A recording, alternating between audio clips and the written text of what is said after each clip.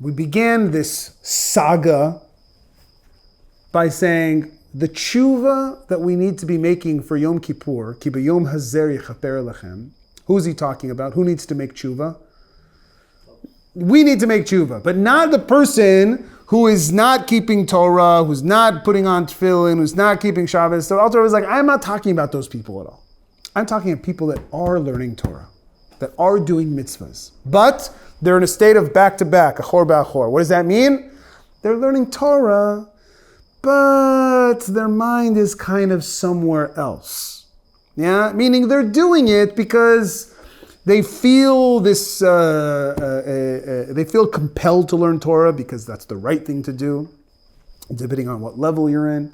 Yeah, if you want to learn Torah because you don't want to go to Gehenim, so you learn Torah, so you do mitzvahs, right? If you're a bit higher of a level, you understand, wow, I want to learn Torah because I want to serve God in the best way possible, so I learn Torah. My heart is kind of somewhere else, but I will do enough eskafia that I'll learn Torah. I'll do it, fine. Alter Rebbe says it's still achor ba'achor. You want to do tshuva? What is Yom Kippur? Yom Kippur is coming panim bepanim. What's panim bepanim? When you're mamish doing it with all of your heart and soul, and you are mamish getting pleasure and tanug from it.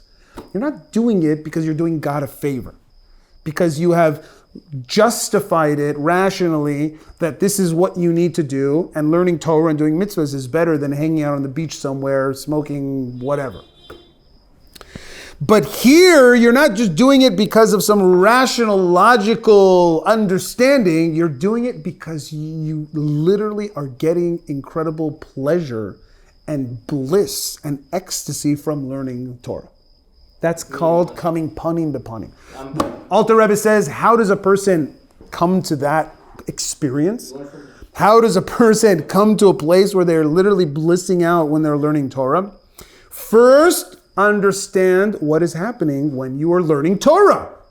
What is Torah?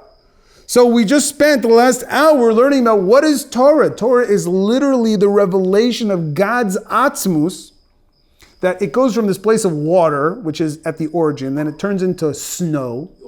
And snow is kind of like analogous with the Torah coming from this abstract infinite realm into something that we can understand. Yeah, I can talk. The Torah is talking about things that my mind can understand. But even though the snow it has taken more of a physical, material form, it's still water. You melt the snow, it'll go back to being water. So Alter Rebbe says, even though that Hashem's infinite oneness, which is unknowable and infinite, has come down and taken the shape and the form of Torah, which is talking about seemingly physical, material ideas that any child can understand, it's still water. It hasn't changed at all. And so by being able to connect to Torah, when you learn Torah, iyun, the halachot, you are connecting to the infinite essence of God himself. And that's what he's going to say in the next seif, which is saying when a person understands, when a person thinks about what they are doing, when they're learning Torah, that will have such a cosmic effect on them that they will literally just look at the world as just absolute drek and rubbish and say, nothing compares to you. Used to be a song like that, right? Nothing compares to you. He knows what I'm talking about. He does. I won't give him my day job, but that's why I went into Torah. I tried making a singer. Figure I'd get a job as a rabbi. But nothing compares to you. And when a person, it's just not just some intellectual understanding, but he's like, mamash, I'm learning Torah, I'm connecting to Hashem. And he's going to say that connecting to Hashem through Torah is the deepest unification, it's the deepest connection that a person can have that is infinitely beyond any Gan Eden, any heaven that a person could possibly experience. Any spiritual revelation of Hashem's light is absolutely nothing compared to when you're learning Torah. Everybody, we're all spiritual junkies. We all want to feel the light. I want to feel like we're all addicted to experiences. I have to feel the light. I want to feel good. Everything we do is all because I want to feel something. So when you get that through Torah. The Alter Rebbe says, no, it's not even that. He says that when learning Torah, you're connecting to God in an infinitely greater way than any feeling you could ever have. The greatest ecstasy and bliss that you could possibly experience by anything in the physical world or anything in the spiritual world is nothing compared to the connection that you have when you're learning Torah. But I don't feel it. What are you talking about? I don't feel anything. Alter Rebbe says, yeah, you know why you don't feel it? Because it's Atzmus or Ein Sof. And Atzmus is not able to be revealed in the physical world. It's unexperienceable. And so you're not feeling it, not because you're such a grubber mensch, because you're such a coarse behema. You're not feeling it because it's unfeelable. It's unexperienceable. What about the Talmud What about the Talmud Chacham? Chacham? So he can feel more than the No, ma pitom. He understands it. It doesn't matter. Understanding, the only benefit understanding will do, more understanding, less understanding, is in Gan Eden, where you're experiencing the or of Hashem. Neni miziv hashchina. It's a ray of God's light. Ashrei shemi sheba lekan v'talmudo biyado. And all of Chassidus talks about that your kind of seat in Gan Eden, yeah, if you're in the front row, second row, or in the what's it called, Bleachers. the bleachers, right? That depends on how much you understood, how much Torah you understood. The more you understood, the more the better seat you're going to get. But whatever seat you have, even if you're in the front row, it's only ziv hashchina. It's only going to be a ray of God's light, and no more. There's only one way to actually experience not a ray of God's light, but to experience the light itself. And that's here in this world when you're learning Torah. And so it doesn't matter if Talmid Chacham, not Talmid Chacham, because you are experiencing the essence of Hashem right now. But I don't experience it. You can't experience it because it's unexperienceable, because it's Atzmus or Ein Sof. The world is not a Kli. The reality, in whatever level it is not a vessel. It does not have the capacity to be able to experience or Ein Sof, mamish. So what is that going to help me? So how is it going to turn my heart into a blazing fire for just wanting Torah and nothing else? He says, because when you think about it, when you meditate, Kasher yaskil visbonen ha'adam benafsho ech she'al yedei silsul ha'alachot shel ha'Torah titrumem nafsho la'alot le'or ein sof baruch hu mamash mimela. What's mimela? Mimela is like the outcome of that, the product of the side effect.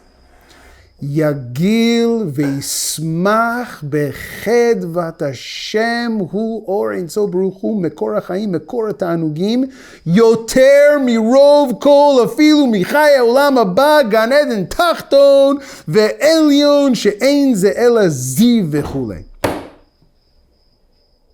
So a person you want to bliss out on God?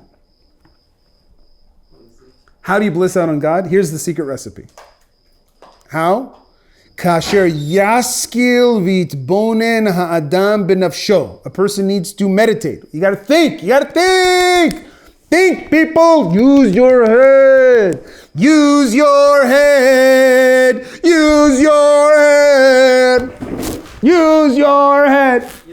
He knows what I'm talking about. You got my attention, Nick. He knows what I'm talking about. A little Jefferson airplane for you. Oh, goodness. Elevating the Jefferson. I don't like Jefferson play that much, though. Oh, You you got to use your head, right? V'kasher yaskil v'izbonen adam benafsho. What am I supposed to think? What, Rabbi? Tell me. Eich al yedei silsul alachot shel haTorah. Through what? Learning halacha.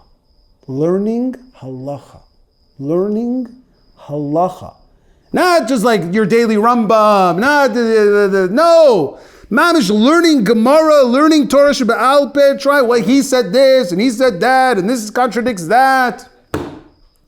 When a person mamish learns Torah, when he understands that when he's learning Torah, she'al yedei silsul halachot shel Torah, titromem nafsho. When you're learning halacha, you know what's happening to your soul? Do you have any idea what's happening to your soul at that very moment? Elevating.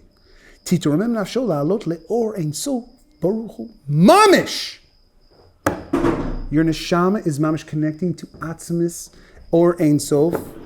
And so when you use your head and you think about that, that's what is happening when I'm learning halacha. Mimela. This is the key. This is the golden key here, my friends. Mimela. Yagil v'ismach bechedvas Hashem. Hu or Ein Sof Baruch Hu.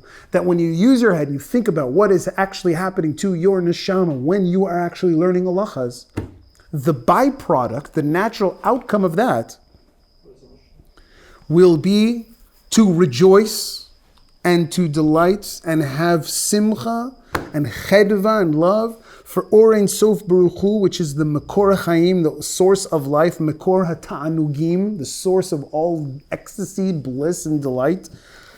Yoter mirov kol, more than anything. You will literally become addicted to God. You will fall in love with God. You will literally become a Torah junkie. Okay? Yoter mirov kol, more than anything, not just in this physical world, you will have more pleasure now, right here, right now, when you're learning Gemara, when you're learning Beis Yosef, more than anything in the physical world. Ve'afilu michaye olam haba gan eden tachton vegan eden elyon. It doesn't get any better. It doesn't get any better. What are you waiting for, Gan Eden? I don't care, you're in Gan Eden Tachton, lower Gan Eden, higher Gan Eden, you're in the bleachers, you're in the front row, it doesn't matter. Whatever you possibly think you could ever achieve and experience in those realms doesn't even come close to what you can experience here. What your neshama can experience here. I can't experience it. You're right, you can't experience it because it's unexperienceable. So what the hell are you talking about, Rabbi? So why is it going to give me such feelings of divine simcha and bliss and ecstasy? When you think, you gotta think, use your head. You gotta use your head. That's what's happening. The Alter Rebbe, do you believe in God? Check. Do you believe in Torah? Check. Do you believe in the tzaddikim? Check. Okay? The Alter Rebbe is telling you here, when you are learning halacha, you are in the deepest connection with God that is greater than anything that could possibly ever be experienced. When you think about that, you will become a Torah junkie. And you will look at everything else in the world as pure drek. You know what's drek?